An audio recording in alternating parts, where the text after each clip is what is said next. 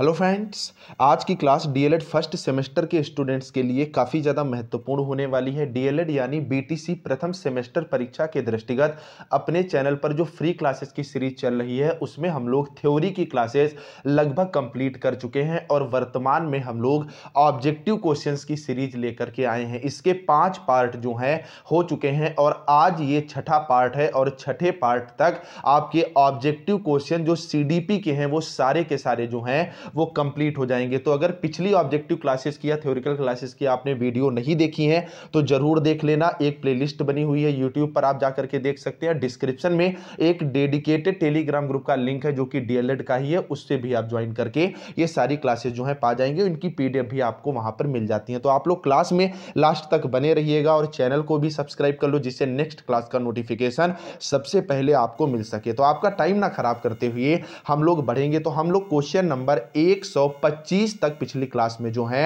वो कंप्लीट कर चुके हैं। आज हम लोग बात करेंगे क्वेश्चन नंबर 126 की। कह रहा है वह प्राप्तांक जो किसी प्रदत्त को दो बराबर भागों में बांटता है वो क्या कहलाता है। मतलब कहां जैसे कोई डाटा दिया गया, उस डाटा को दो बराबर भागों में बांटना, समान रूप से बांटना, तो ये काम किसका होता है? ये समांतर माध्य का होता है। ऑप्शन ए इसका बिल्कुल राइट आंसर हो जाएगा। अगला प्रश्न आपसे कह रहा है प्रश्न नंबर 127, जिस प्रकार शारीरिक विकास के लिए भोजन का महत्व है उसी प्रकार सामाजिक विकास के लिए शिक्षा का, यह कथन जो है किसका है? तो यह कथन कहा है महान मनोवैज्ञानिक हुए हैं डीवी साहब ने। इनके बारे में पूरा का पूरा विवरण भी दिया गया है, उस पर आगे वीडियो आएगी, आपको यह चैनल जो है वो बता देगा। प्रश्न नंबर 128, विकास को प्रभावित करने वाले कारक जो हैं वो कौन कौन से हैं? बुद्धि, यौन या अंतःस्रावी ग्रंथियां। तो ये तीनों के तीनों जो हैं वो विकास को प्रभावित करने वाले कारक है। विकास को प्रभावित करने में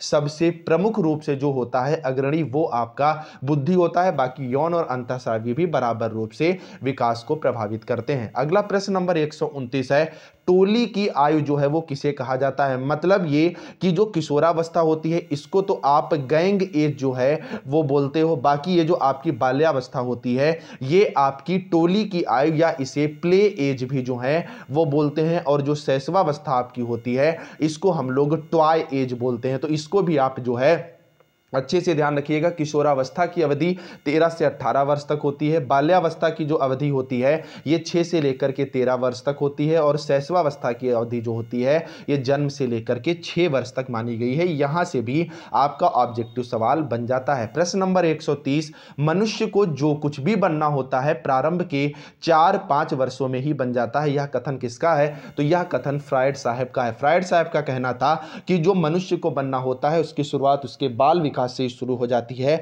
और 4 से 5 वर्षों तक यह लगभग निर्धारित हो जाता है कि आने वाले समय में बालक किस क्षेत्र में जाएगा, उसका जो है ज्यादातर अट्रैक्शन किस क्षेत्र की तरफ है। अगला प्रश्न नंबर 31 है, बाल्यावस्था में शिक्षा का स्वरूप जो है वो कैसा होना चाहिए? पहला, खेल कूद की छूट बिल्कुल भी नहीं दी जानी चाहिए, ये गलत है।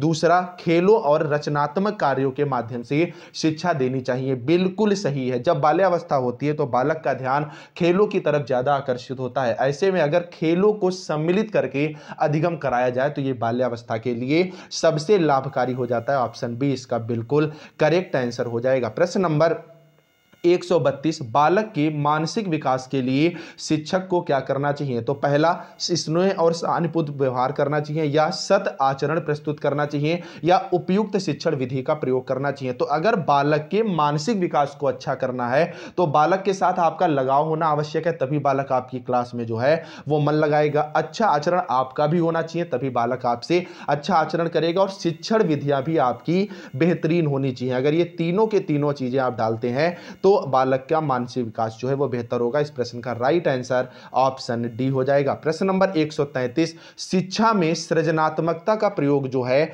वो किस रूप से होता है? तो सृजनात्मक मतलब कुछ नया इन्वेंट करने के लिए चिंतन होना आवश्यक है, बिना चिंतन के सृजनात्मकता नहीं हो सकती। तो ऑप्शन सी प्रश्न नंबर 133 का एकदम राइट आंसर हो जाएगा। प्रश्न नंबर 134, कल्पना के विकास के लिए शिक्षा में निम्न बातों पर ध्यान देना चाहिए। मतलब अगर कल्पना का विकास करना है, स्मृति को बेहतर करना है, तो हमें शिक्षा में किन बातों पर ध्यान देना चाहिए? पहला है भाषा विकास पर, दूसरा कहानी सुनाना, तीसरा काल्पनिक खेलों एवं क्रियाओं के लिए अवसर। तो ये तीनों के तीनों कल्पना के विकास के लिए आवश्यक है। भाषा विकास अगर नहीं होगा तो बालक कल्पना कैसे कर पाएगा? कहानियों से भी उसको स्मृति में जो है कल्पना आती है, इसी तरह काल्पनिक खेलों और क्रियाओं के द्वारा भी व्यक्ति जो है वो चिंतन करता है। तो ऑप्शन डी इसका बिल्कुल राइट आंसर हो जाएगा। एक बात और आप लोग कमेंट में जरूर बताइएगा कि सीडीपी की क्लासेस लगभग कंप्लीट हो चुकी हैं, प्लेलिस्ट बनी हुई है, वहां से आप लोग जरूर देख रहे होंगे। अब नेक्स्ट हम लोग सब्जेक्ट जो है वो कौन सा उठाएं? प्रश्न नंबर 135,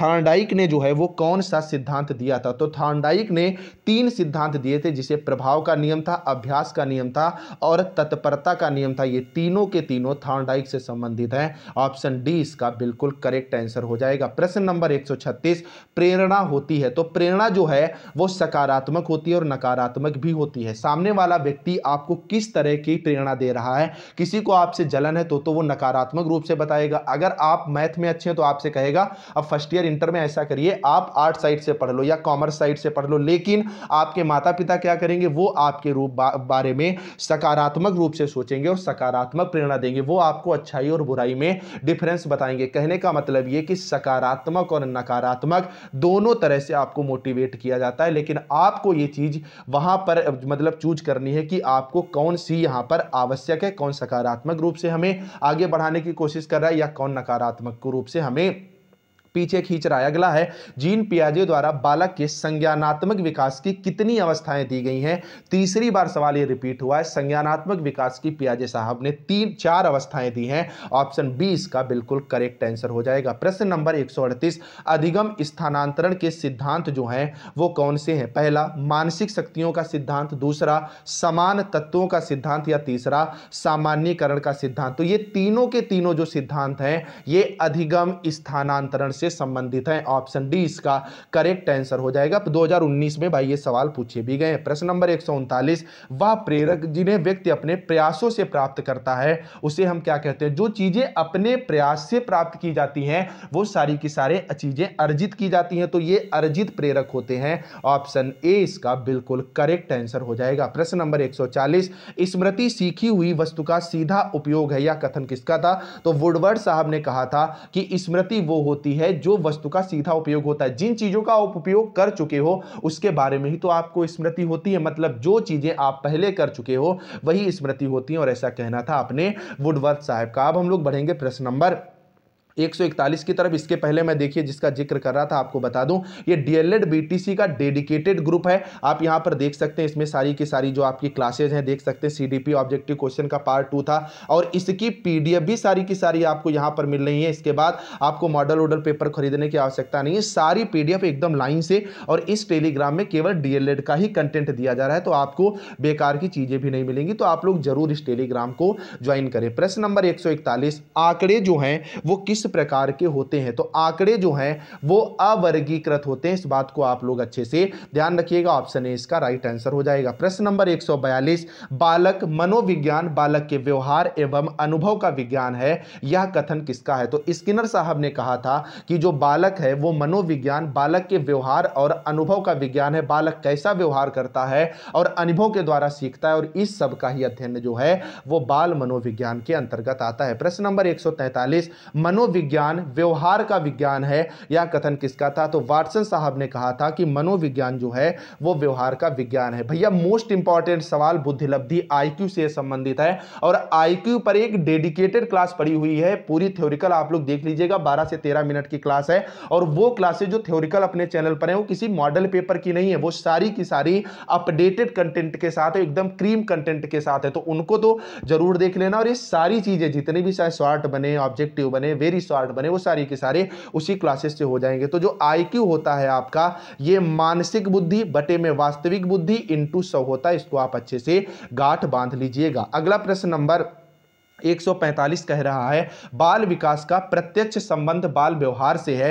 यह कथन किसका है? गैरिसन साहब ने कहा था कि बाल विकास का प्रत्यक्ष संबंध जो है वो बाल व्यवहार से है। प्रश्न नंबर 146, जीन पियाजे ने बालक के संज्ञानात्मक विकास की कितनी अवस्थाओं का वर्णन किया है? फिर से रिपीट हुआ है सवाल, मोस्ट इंपॉर्टेंट है और पियाजे पर भी मैंने क्लास दे दी, आप लोग जाकर के देख लीजिएगा। तो इन्होंने 4 जो है वो कुल मिलाकर के अवस्थाएं बताई थी। ये चारों अवस्थाएं आप लोग कमेंट में जरूर लिखिएगा। प्रश्न नंबर 147, बाल विकास का तात्पर्य क्या है? तो बालक में जो परिवर्तन होते हैं क्रमिक रूप से, शैशवावस्था, बाल्यावस्था, उसके बाद आपकी किशोरावस्था, फिर युवावस्था, ये सारी की सारी जो क्रमिक रूप से अवस्था में परिवर्तन होता है यही बाल विकास होता है। ऑप्शन डी इसका राइट आंसर हो जाएगा। प्रश्न नंबर 148, वह मानवीय योग्यता जिसके द्वारा व्यक्ति किसी नवीन रचना या विचार को प्रस्तुत करता है क्या कहलाता है? तो इसे बुद्धि कहते हैं। बुद्धि के ही द्वारा व्यक्ति जो है वो नई नई चीजें और विचार सोचता है और उनको दूसरे के सामने प्रस्तुत करता है। तो ऑप्शन डी इसका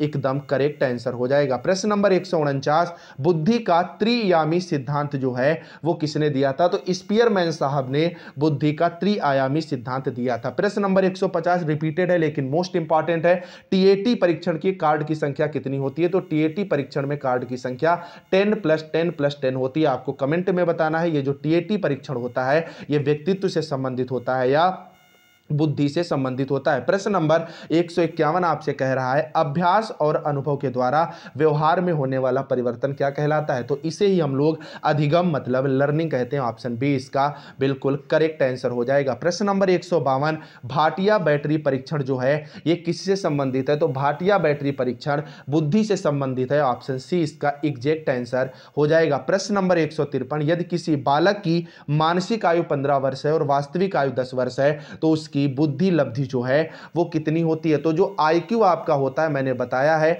ये मानसिक आयु बटे में वास्तविक आयु इंटू 100 होता है। तो बालक की मानसिक आयु कितनी है? 15 है और वास्तविक आयु कितनी है? 10 है और इंटू जब आप 100 करोगे तो 0 से 0 कट जाएगा, मतलब 150 ये आईक्यू आ जाएगा। और 150 आईक्यू वाला बालक जो होगा ये आपका प्रतिभाशाली बालक जो है ये कहलाएगा। तो कितने आईक्यू पर बालक क्या होता है? प्रतिभाशाली होता है या उसमें कौन कौन से गुण होते हैं इसके लिए भी अलग से वीडियो आईक्यू वाले में पढ़िए, जरूर देख लेना। ये वीडियो आपके लिए काफी ज्यादा फायदेमंद होगी। प्रश्न नंबर 154, सूझ के सिद्धांत का प्रतिपादक जो है वो कौन था? तो सूक्ष्म के सिद्धांत के प्रतिपादक अपने कोहलर साहब हैं। अगला है प्रेरणा कार्य करने को आरंभ जारी रखने और नियमित करने की प्रक्रिया है, ये कथन किसने दिया था? तो ये कथन गुड ने जो है वो दिया था। प्रश्न नंबर 156, चिंतन मानसिक क्रिया का ज्ञानात्मक पहलू है, ये किसने कहा था? तो रॉस महोदय ने कहा था कि चिंतन जो है वो मानसिक क्रिया का ज्ञानात्मक पहलू है। तो ये पूरी की पूरी पमन सीरीज के सारे ऑब्जेक्टिव क्वेश्चन थे